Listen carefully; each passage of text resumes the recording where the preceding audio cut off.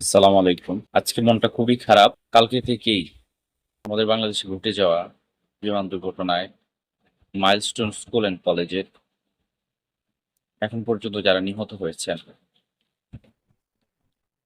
তাদের জন্য মনটা খারাপ।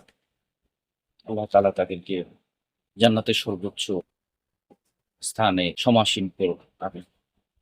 আর যারা এখনো অসুস্থ হসপিটালের বেডে কাতরাচ্ছেন তাদেরকে আল্লাহ তাআলা শিফা দান করুক।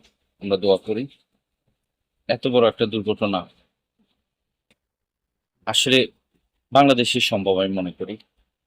কারণ বাংলাদেশের যে শাসন ব্যবস্থা আমরা দেখেছি পূর্বে, তাদের পরিকল্পনার কারণে আজকে আমাদের এই দেশের এই অবস্থা, এই হাল।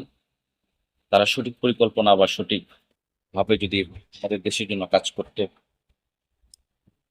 এই বিমানগুলো যদি আজকে এরকম এত পুরনো না হয়ে নতুন মডেলের হতো তাহলে হয়তো এই দুর্ঘটনা ঘটতো না। অথবা বিমানটা যদি যেখানে প্রশিক্ষণ করার কথা, আমরা অন্য দেশে দেখেছি মরুভূমিতে প্রশিক্ষণ হয়, দূর দূরান্তে যেখানে মানুষের ঘনবসতি কম সেখানে হয়, সেখানেও যদি হতো তাহলে হয়তো আজকে এই দুর্ঘটনা ঘটতো না।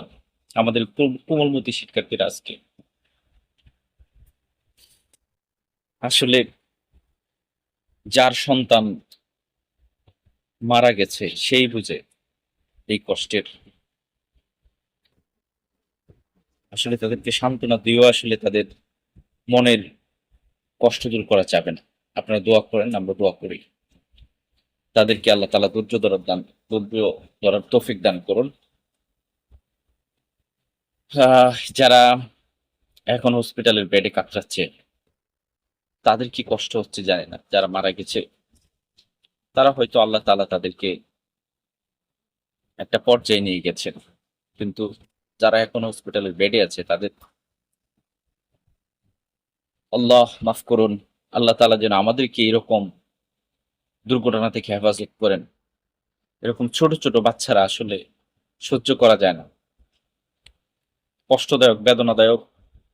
বিশ্বের প্রতিটি মানুষ আজকে বাংলাদেশের এই দুর্ঘটনা দেখে দুঃখিত, কম্পিত, ব্যথাপ্রাপ্ত। আমরা দোয়া করি, আপনারা দোয়া করেন তাদের জন্য। আর এরকম অনাকাঙ্ক্ষিত দুর্ঘটনা যেন আর না হয় সেদিক থেকে সরকার সহ সকল মানুষ সতর্ক থাকি। আল্লাহ তাআলা আমাদেরকে হেফাজত করুন। আমিন। আরেকটা কথা, আমরা যে যেখান থেকে পারি